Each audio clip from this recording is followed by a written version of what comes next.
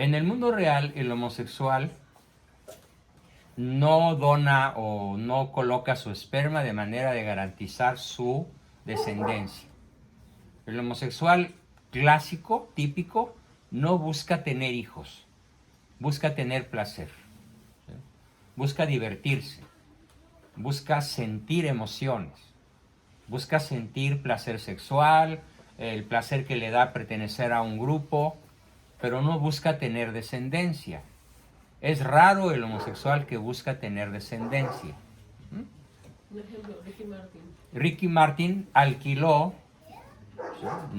alquiló niños de otras personas, pero además los tiene como si fueran perritos. Son perrijos. Los tiene como mascotitas, pero además no los educa para el bien, los educa para el placer. Y por otra parte, la manipulación genética, Dani, apréndete esto. La manipulación genética es el conjunto de prácticas científicas, ¿sí?, que atentan contra la ley natural y contra la ley de Dios. Tener un hijo de la manera que se puede tener metiendo el esperma en criogenia, ¿sí?, en un aparato a menos 200 grados centígrados, y luego sacarlo y ponerlo en un óvulo para fecundación in vitro, es contra la ley natural. Se llama manipulación genética. Te voy a poner un ejemplo de lo que está sucediendo en estos momentos en Italia, a ver tú qué opinas.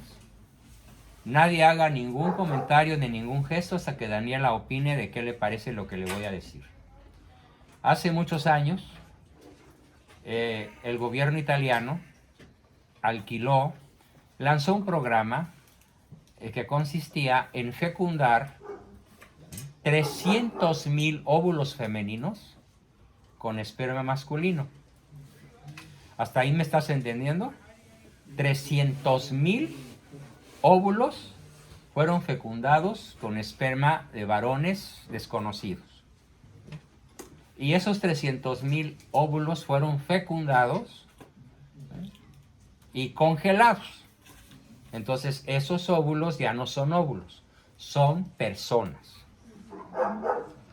Porque el gobierno italiano pensaba que muchas mamás iban a comprar esos óvulos fecundados para ponerlos en su vientre y que crecieran y tuvieran sus hijitos. ¿Y qué crees que pasó? Que sobraron 280,000. Y ahora el dilema es, ¿y qué hacemos con estas personas? ¿Las dejamos ahí en criogenia para siempre?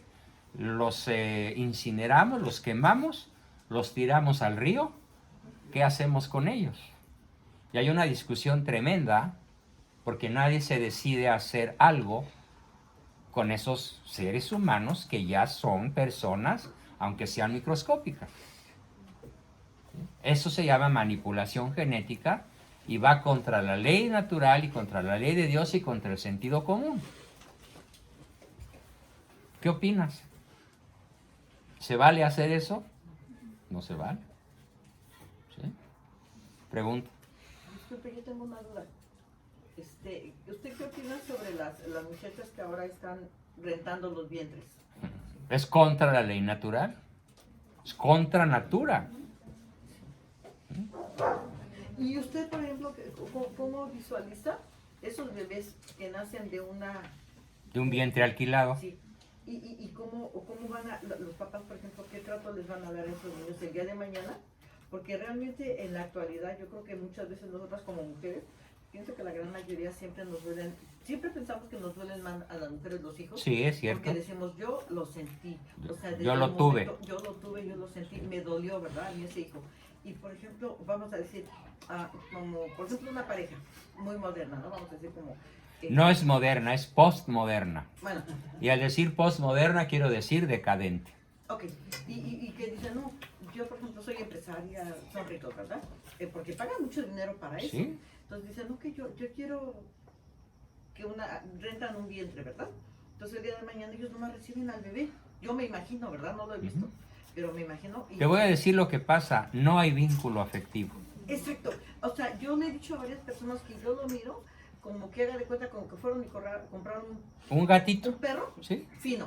Un perro fino. Pero yo creo que el día de mañana no lo van a sentir. Así es. Y la mujer que, por ejemplo, que se pensó No es que esto, no lo vayan a sentir, repito el término científico, no se ha formado el vínculo, ni jamás se formará. Y ese niño va a estar traumado, ¿no? Y ese niño va a carecer de CTR y va a ser exhibido como un trofeo o como una cosa de mi propiedad, como los niños de Ricky Martin. Son de su propiedad, pero ningún hijo es de nuestra propiedad. Sí, ¿Sí? Los hijos no son nuestros, sí. los hijos son de ellos mismos. Son como los barcos, están para irse al alta mar, Bueno, después de nutrirlos bien de mercancías para que vayan a otros países. y tengo otra pregunta. Por ejemplo, yo veo esa parte del bebé, ¿verdad? Que nació, que yo creo que ese bebé va a nacer y va a ser un bebé que va a estar vacío por dentro, que no sé qué, el día de mañana qué persona va a ser, ¿sí? Lo más probablemente es que sea un psicópata, Sí. un Ok. enfermo mental. Sí, por ese lado. Pero ahora por el otro lado, la mamá, la mujer que lo, pues sí que lo parió, ¿verdad? Pues se va a quedar sin una persona con la cual quedó vinculada 9 meses. Y la Aparte- persona que entrega un hijo a otra mujer y que se desprende de él, está actuando contra su propia naturaleza. y yo también pienso que ahí también... Y va a ser al actuar, ojo, mire, yo una vez te contesto. Sí. Dios perdona siempre al que se arrepiente. Los seres humanos perdonamos algunas veces, aunque el otro no se arrepiente.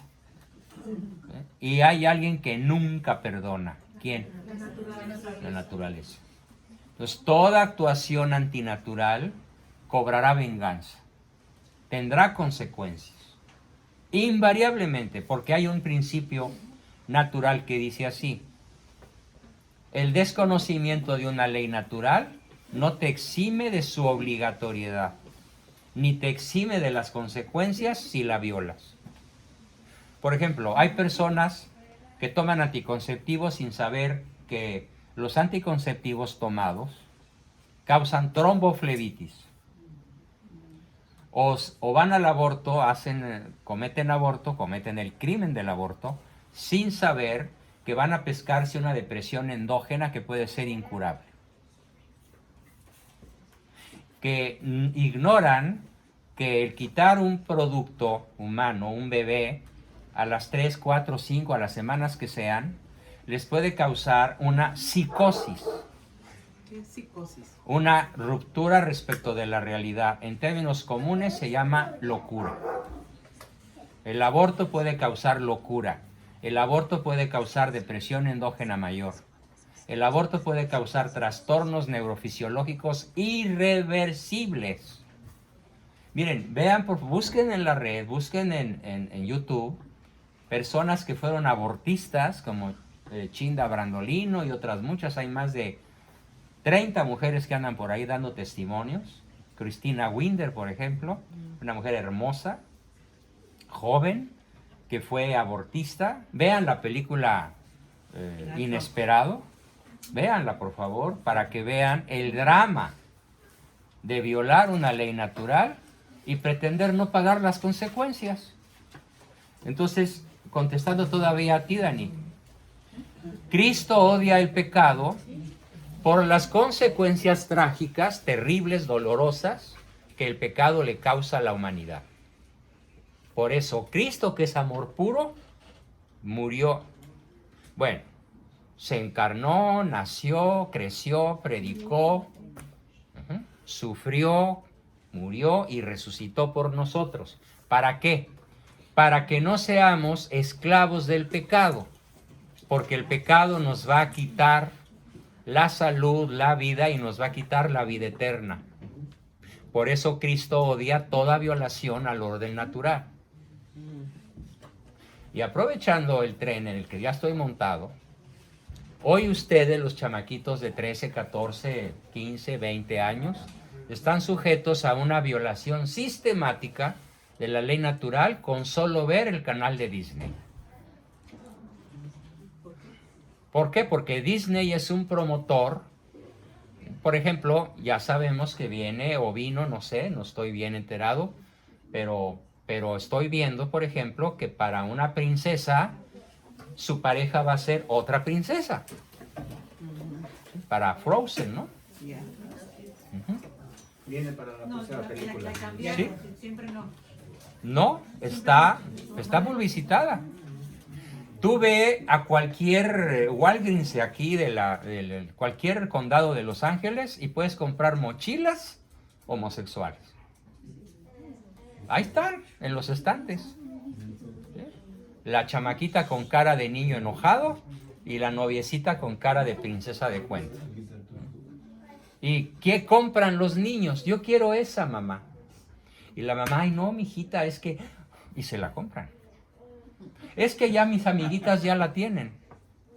¿Cómo les dices que no? Pues porque no tienes el valor de decir no. No, punto. Una vez y suavemente y firmemente. Y entonces esa niña se va a sentir discriminada, enojada, excluida del grupo, qué sé yo. Pregunta. La pregunta que yo tengo, por ejemplo, con las personas que son mamás solteras, en este espacio donde, por ejemplo, son mamás solteras, pero cuando el papá quiere ser parte del niño, pero nomás es como una vez al año o 2 veces por año, ¿qué se recomienda más? ¿Que la mamá le permita a esta persona que se involucre con él 10 minutos 2 veces al año? Mira, no te podría dar una respuesta única, sino yo te diría que depende de muchos factores. Uno de ellos depende del tipo de varón o macho que sea. Depende mucho del tipo de mamá que es. Depende mucho de la religión de uno u otro. Depende mucho del nivel sociocultural. Depende de si el tipo no tiene más remedio que hacer eso o tiene posibilidad de ser un papá más presente. Yo diría que mi respuesta tendría que ser casuística, según el caso. Pero en general, aquí tenemos, y esto es un tema para todos, ojo, fíjense qué importante concepto. Los niños, no importa su edad, Daniela, ¿cuántos años tienes? 14. Ella todavía de aquí a unos 4 o 5 años más, y los niños menores a los 14, están sujetos de forma natural, porque así fue el diseño inteligente que Dios decidió, están sujetos a un proceso que se llama introyección. ¿Qué significa la palabra introyectar? Es una palabra de origen griego, que ya está castellanizada. En inglés es introjection, ¿ok? Igual. Se escribe casi igual que en español o que en francés. Introyección. ¿Y qué significa introyección? Significa que los niños humanos no imitan a sus padres, se los tragan. Literalmente, introyectar es tragar. ¿Qué le decimos a una persona cuando nos cae mal? No te trago. Te vomito. No te mastico. No te mastico. Pero sobre todo, no te trago. Sí. Entonces, en este proceso de introyección, se puede dar así. El niño introyecta a un papá, pero no al otro. Entonces, ¿comió completo? No. ¿Por cuántos años le va a faltar la figura del otro padre? Por toda su vida. Y hay un dicho español muy viejo, pero que tiene mucha razón. Árbol que crece torcido, nunca su tronco endereza. ¿Sí? ¿A qué nos referimos con esto? Nos referimos a que si el niño no introyectó la figura de uno de los dos padres, cuando tenía que introyectarla, después no la traga. En la mañana estaba viendo yo una serie de televisión. Como soy novelista, escribo novela. Ahora no traje mi novela porque se acabó. Qué bueno, se me acabó antes de venir para acá. Se llama Desde el nido de la serpiente. Es una serie novelística larga en donde el tema central son los amos del planeta, los que gobiernan la Tierra. ¿Cómo se llama? Mi novela se llama Desde el nido de la serpiente. Y cuando yo tengo la oportunidad y el tiempo de ver una serie televisiva bien hecha, la veo para analizar el argumento. Y estoy viendo una serie buenísima, argumentalmente hablando, no desde otros puntos de vista, pero el manejo del argumento es genial. Los autores del argumento saben muy bien su negocio, su oficio de argumentistas. Y se trata de un gángster ruso que pierde a su hija. Él tenía 30 años, la hija tenía 6, y la pierde de vista y nunca la vuelve a ver en 20 y tantos años. Y dedica todo su dinero, su energía y su mafia a rescatar a su hija. Entonces la hija nunca introyectó a ese papá, introyectó a otro que la hizo de papá. Y cuando el gángster logra recuperar a su hija con uso de violencia y de dinero y de corrupción, ¿sí?, y le dices que yo soy tu verdadero padre, la hija le dispara. No lo mata, pero le dispara y le dice que tú no eres mi padre. Tú eres un gángster que me secuestró para tenerme, pero tú no eres mi padre. Y él, todavía herido, le dice: es que yo te puedo demostrar, ve este sobre, aquí está mi ADN y el tuyo, son idénticos, soy tu padre. Y ella rompe los dos sobres y le dice: tú para mí eres un desconocido y no te voy a aceptar jamás como mi padre. Y en eso entra el papá, porque no es padre el que engendra, De crianza. es padre el que educa. Y le dice la muchacha: él es mi padre. Y casi le da un infarto al padre biológico, ¿no?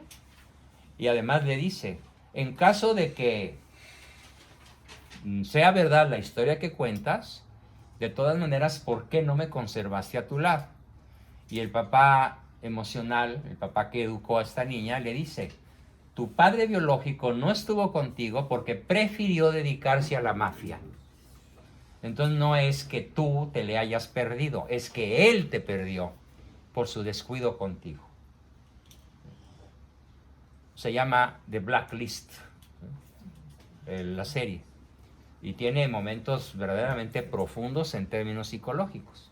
Entonces, no es padre el que engendra, es padre el que educa, y solamente educa el que da caricias, tiempo y reconocimiento de manera de avalancha.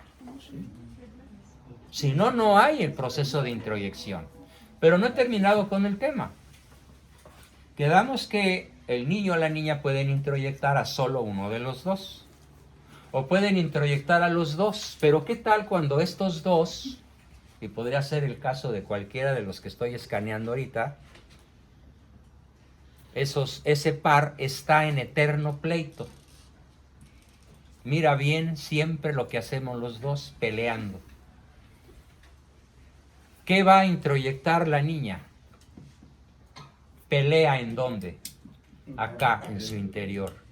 Una parte de ella va a pelear ¿contra quién? Contra sí misma, otra parte de ella. ¿Y cómo se va a comportar en la vida real? No sirvo para nada, me odio, soy fea, no puedo, no me quiero levantar, me siento mal. ¿Por qué? Porque toda su energía, ¿en qué se le va? En la pelea interna, en la guerra que trae adentro. ¿Qué fue lo que vio en sus padres? Pelea. ¿Qué es lo que trae adentro? Pelea, guerra, separación, destrucción. Entonces, el riesgo de muchos de los que están aquí es que en estos momentos no se den cuenta. Si se dan cuenta, qué bueno, pero si no se dan cuenta, seguirían avanzando en la tragedia. Que esa niña, que hoy es lesbiana o depresiva o suicida, ¿cómo introyectó a sus padres? En guerra, en choque. ¿Y dónde está ese choque introyectado? Aquí adentro, en su interior. Y la tercera posibilidad, el niño introyecta a papá y mamá en unidad y en santa paz. Y entonces, ¿qué piensa de sí mismo ese niño? Qué bueno soy, qué inteligente soy, cuánto valgo, yo sí puedo, yo quiero, yo salgo adelante por mí mismo. ¿Por qué? Porque tengo el amor incondicional de mis padres en unidad. Este es el proceso de introyección. En cualquiera de las tres posibilidades. Primera, solo uno. Segunda, los dos pero en guerra. Tercera, los dos pero en unidad. Piensen entonces cómo están haciendo el proceso de introyección de sus hijos.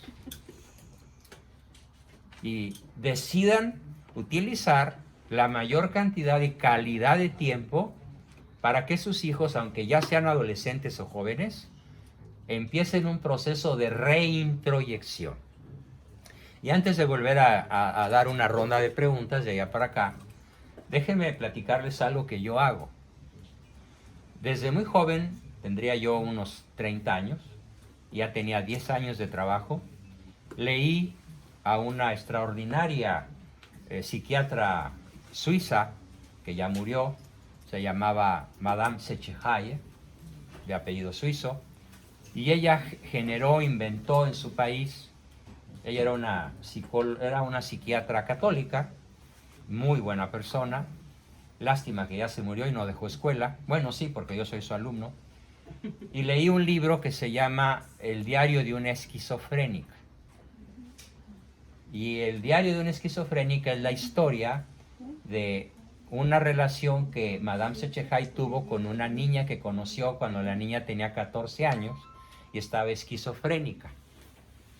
¿Y cómo vivía esta niña esquizofrénica? Vivía metida en un rincón, sin comer por sí misma, se hacía pipí y popó encima, no podía ir al baño, no podía caminar, no quería caminar, tenía alucinaciones, veía monstruos, escuchaba cosas.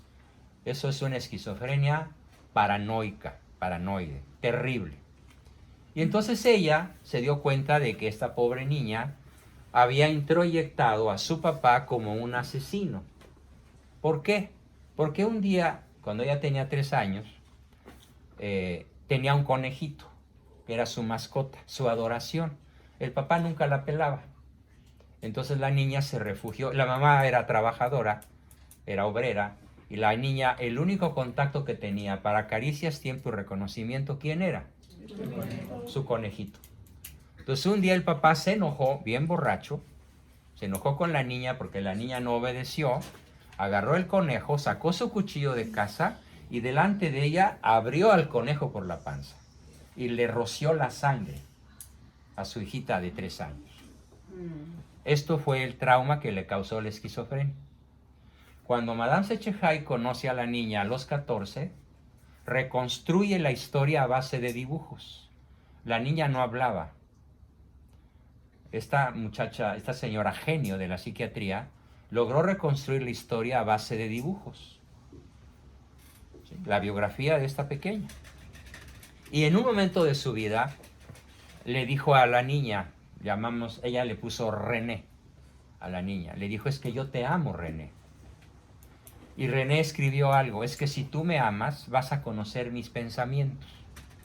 Y cuando yo sepa que tú conoces mis pensamientos, yo voy a confiar en ti. Como 2 o 3 años después de haber iniciado la terapia. Entonces un día, René iba desde su casa, que quedaba a 5 cuadras, hasta el consultorio, iba todos los días a sesión, y un día no llegó. Y entonces Madame Sechehaye dijo, qué raro, ¿por qué no habrá llegado René a su sesión? Ya tiene 15 minutos de atraso. Y en esos momentos, ella dice que el Espíritu Santo la inspiró. Dijo, algo malo está haciendo René.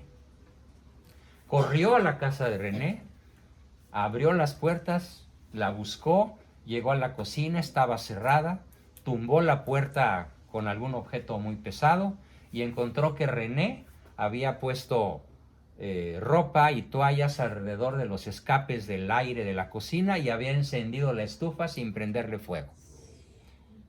¿Para qué? Para suicidarse. ¿Pero qué pensaba René? Si Madame Sechehaye conoce mis pensamientos, va a venir. Y llegó.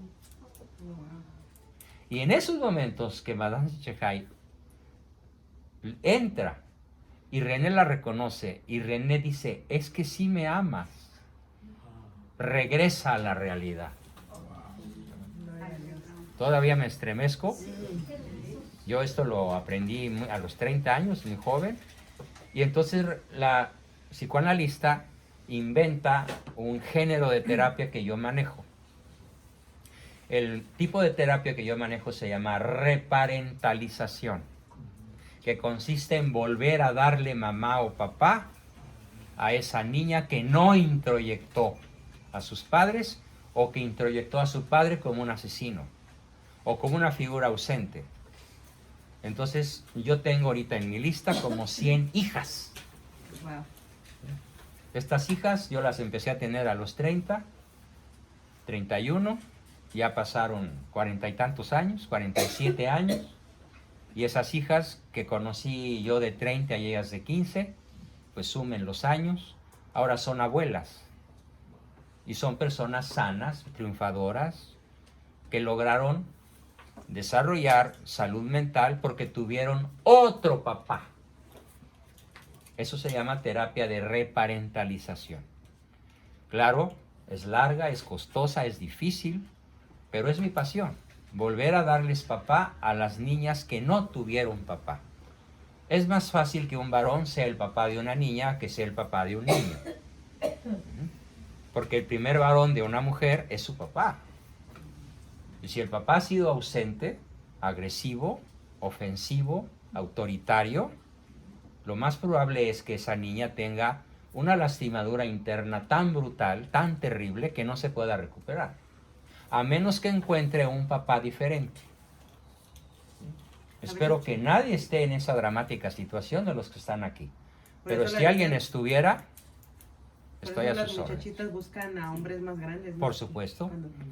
Jasmine tiene una pregunta. Y luego, ¿qué hacen esos hombres que peinan canas a los 50 con una niña de 20? Pues las violan, abusan de ellas y las abandonan. Y entonces, ¿qué piensa la niña? El amor no existe. Y se prostituyen, se drogan, se suicidan, se deprimen, enloquecen. Y hoy es carne de cañón para un negociazo que se llama psiquiatría moderna, donde nada más dan tranquilizantes, nada más dan medicamentos con síntomas secundarios muy desagradables que te vuelven adicto a esos medicamentos que te dan y no curan jamás. Nunca van a curar así. Se necesita una infinita paciencia para que en un proceso de psicoterapia como el que estoy presentando brevísimamente, la niña llegue un día en el que diga, sí me ama, el amor sí existe. Claro, cuando yo no lo puedo hacer por razones geográficas o de tiempo o de agenda, me encanta entrenar a los padres para que ellos vuelvan a ser el padre que nunca fueron. Amén. Y que ese padre que nunca fue, empiece a hacerlo. ¿Y qué se necesita para que ese padre que nunca fue, empiece ahora a hacerlo? Primero, suaviter in modo, fortiter in re. Segundo, caricia incondicional positiva. Tercero, son 12 cosas que voy a decir. Pero antes de decir las otras, preguntas. Jasmine tiene una pregunta. Aquí. A ver. Me la puso aquí, pero en inglés dice que